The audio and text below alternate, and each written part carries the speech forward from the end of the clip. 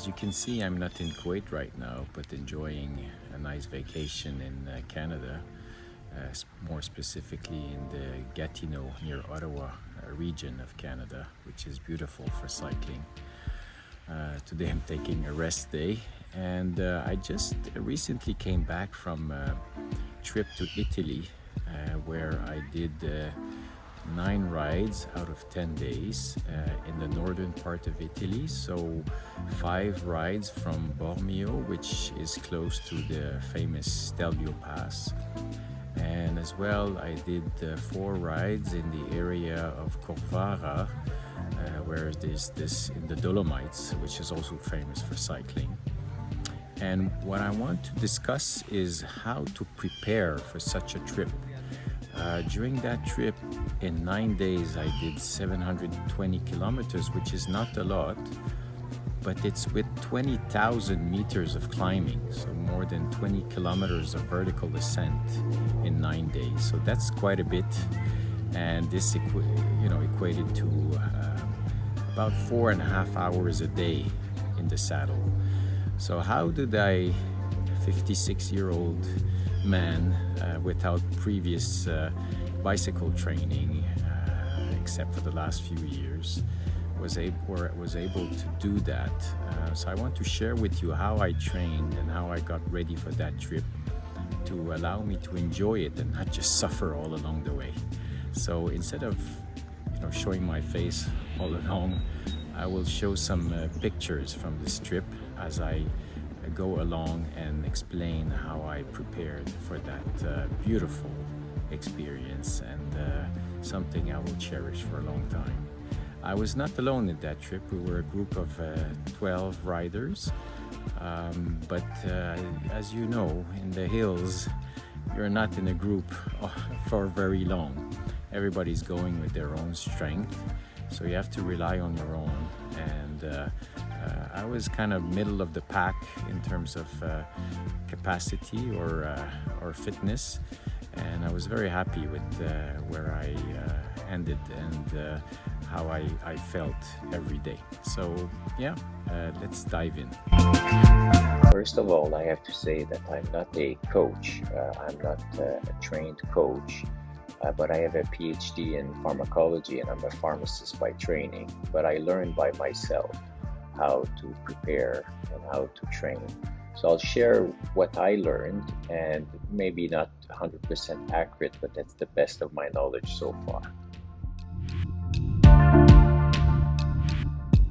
So when we talk about training, we need a kind of unit of measure about that. So for instance, if you're weight training, you'll know how much weight you can lift doing bench press or curls or stuff like that. So when you're cycling, it's the amount of power you can put on the pedals. So right away, the best way to train is to buy and have access to a power meter. It can be a pedal power meter, like I have the Asioma Favero Asioma pedals, which are amazing, or it can be a crank power meter, but you need a unit of measurement, and heart rate and speed are not, in my opinion, good enough for that.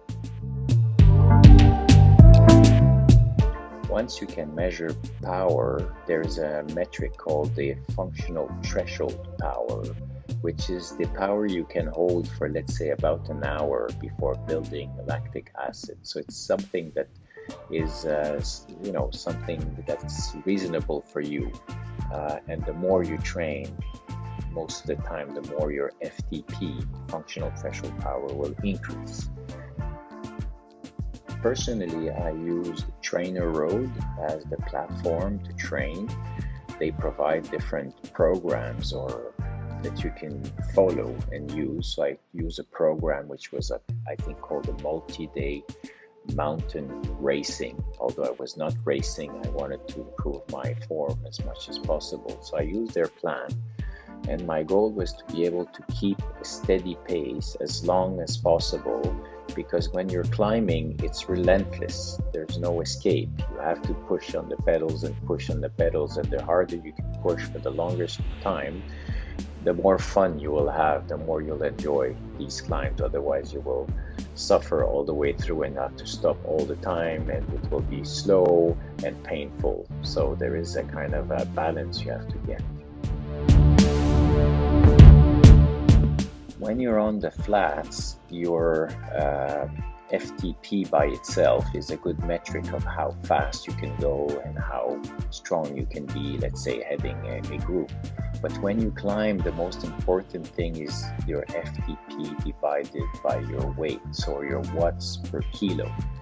Because when you climb up, you have to carry this weight up the hill, and the watts per kilo is the most important metric for you to follow. So my FTP when I finished my training was around 270 watts, which is much lower than any professional cyclist, and I'm 71 kilos. So basically I was 3.7, 3.8 watts per kilo. And this means that, of course, I cannot sustain that more than 1 hour. So I need to ride at less than that and be able to sustain that for several hours, because some of the climbs were at least 2 hours long. So depending on your routes that you choose for your trip, you may have to sustain power for long periods of time, because these climbs, especially near Bormio, the climbs are very long. The Stelvio Pass, I think it's 1,600 meters you have to climb. So this takes roughly 2 hours. So you need to be prepared for that. So you'll probably have to ride around 3.1 watts per kilo. And to be honest, 3 watts per kilo will make you go roughly around 10-11 kilometers an hour when you get slopes of 8 or 9%. So that's for me the bare minimum. So my advice would be for you to try to aim to get a FTP around 4 or a bit less watts per kilo, so that you can sustain good power and be able to climb up these passes comfortably around 3.1, 3.2 watts per kilo, which will give you enjoyment and you will not suffer too much. So of course it's tough, but at least you will have the power in the legs to be able to do it and to be able to move forward without stopping all the time. So that's my advice. And in terms of training zones, because you need sustained power, I suggest that you do training into the endurance, tempo, and threshold power zones. Again, you have to look into that to find what are these training zones, but this will allow you to build this endurance that you need to climb for hours and on end.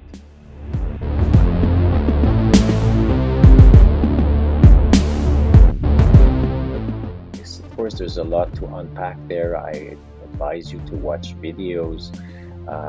Trainer Road has a very nice set of podcasts that they publish every week talking about a lot of these topics, so you can also listen to a couple of those.